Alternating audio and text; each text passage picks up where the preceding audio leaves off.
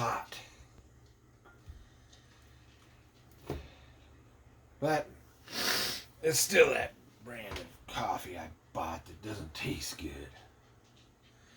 Or doesn't taste like how I like it. Anyway. So, hey, so what happened here? So I got all the diamonds on this thing. There's a clear coat on it. And amazingly, I put the clear coat on and it looks like it's starting to...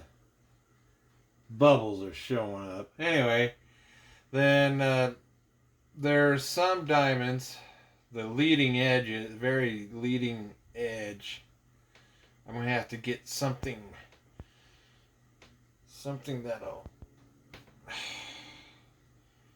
either get them to curve over,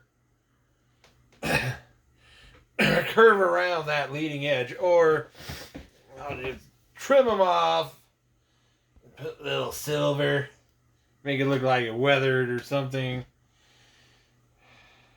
Anyway, there's that. And then, so that Krylon paint that I was using for the main color, for the upper color, you know, that got halfway through that can and it clogged. But then when I looked it up on the internet, showed it was still being produced. But I went to all the local stores and none of them had that Krylon color in stock in the stores anymore, even though that's what I bought that one can here locally in a store. But apparently you have to order it online. But I found a Rust-Oleum paint. It's close and well, it's a good thing I hadn't already painted the rest of the aircraft. It's good enough. It actually looks better than that Krylon. It's still not, you know, it's not olive drab. Perfect match. It's close enough. Good enough. Looks good to me. And to the people that I'm building these for, they're not into that kind of stuff, you know. How accurate is your colors? Oh. Anyway. So, what else is happening? And then I was putting the wings on and putting the... Okay. Now here's something interesting, showing that two kits of the same manufacturer, same subject, are not going to go together the same way. So these horizontal stabilizers, they're pretty much lined up and level without getting too nitpicky, because I could, you know, but I'm not going to, because they're so close. It's like, good. Not going to mess with it. I'm way behind schedule anyway. But these horizontal stabilizers, this one wants to go up, and this one wants to go down. And you know, any kind of, you know, finagling of the mounting, you know, and while dry fitting and whatever, and it didn't make a difference. This one wants to go up, and this one wants to go down. So I've got them. I got this one taped to pull it down, and this one taped to pull it up. And it was like, not only that, but this one was sitting too far forward. What the? So I had to trim the little mounting tab. Not a tab, but, you know, it sticks out. And anyway, I had to trim that so it could push it back. And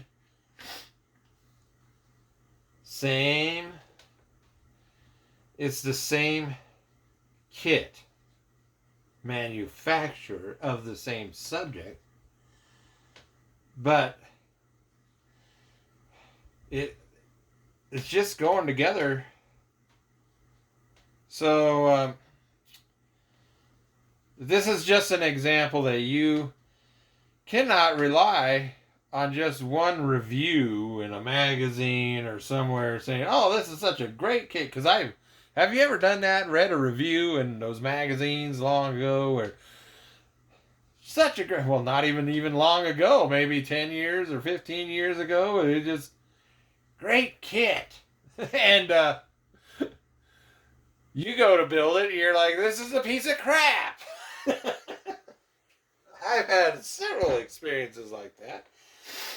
And then I had to remind, yeah, those magazines are pretty much being paid to review those kits. Anyway, like there was one, I swear it said the kit literally went together by itself.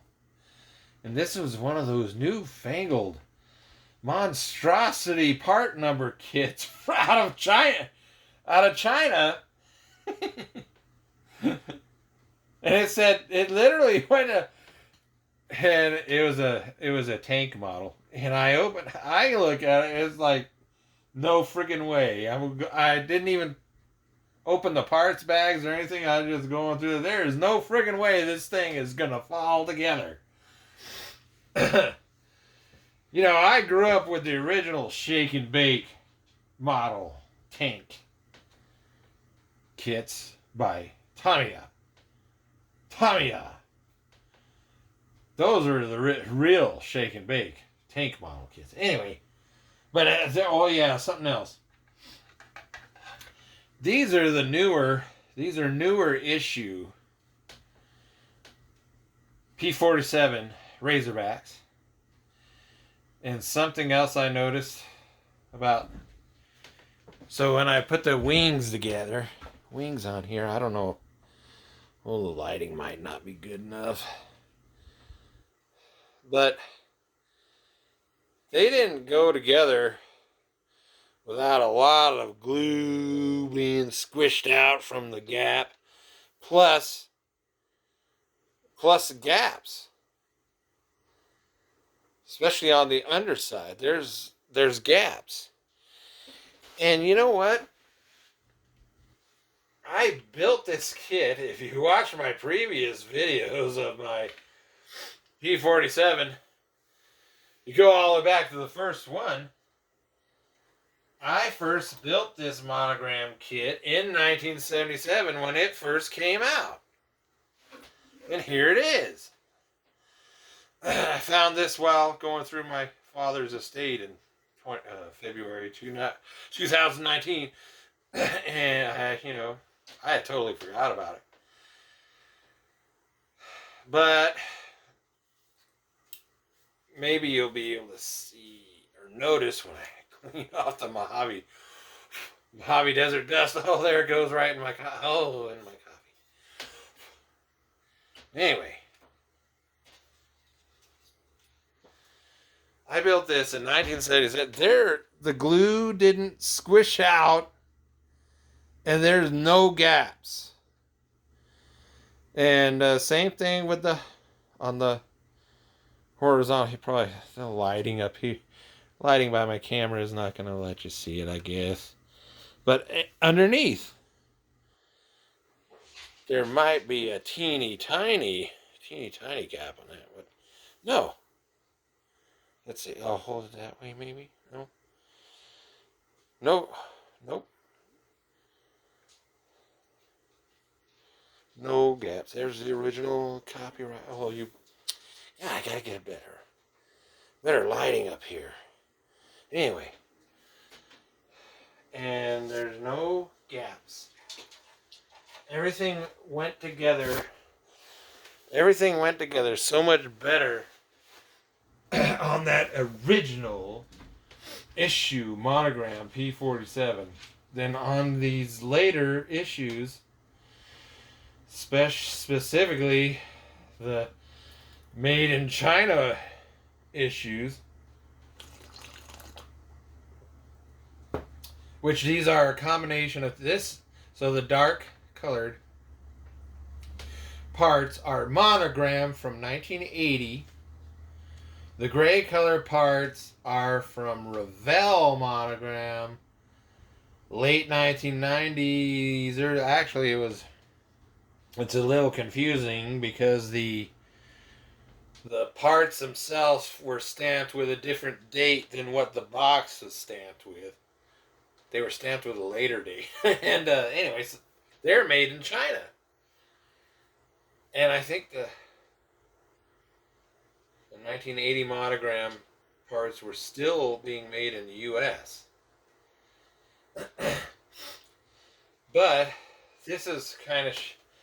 I am assuming that the original issue P-47 went together so well when I was a kid that a lot of the people that my dad, I built the kit for him. He took it to his work and put it on display in his office. And he said a lot of the people didn't, his coworkers who came in and liked to look at the models that he had on display in his office. They didn't believe that I built it.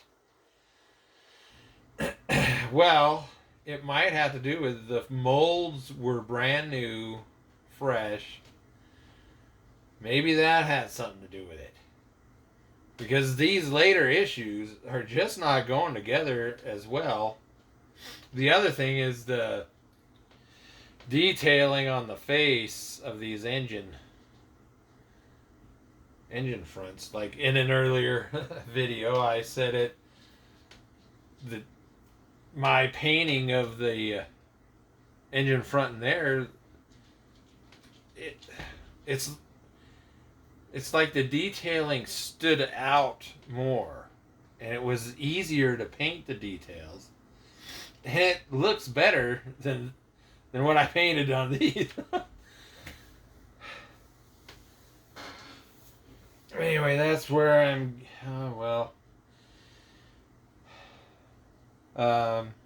So the lesson here is,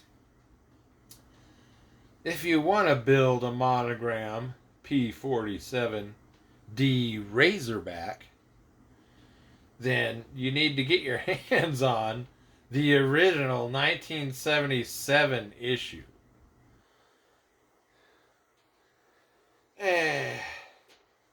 So now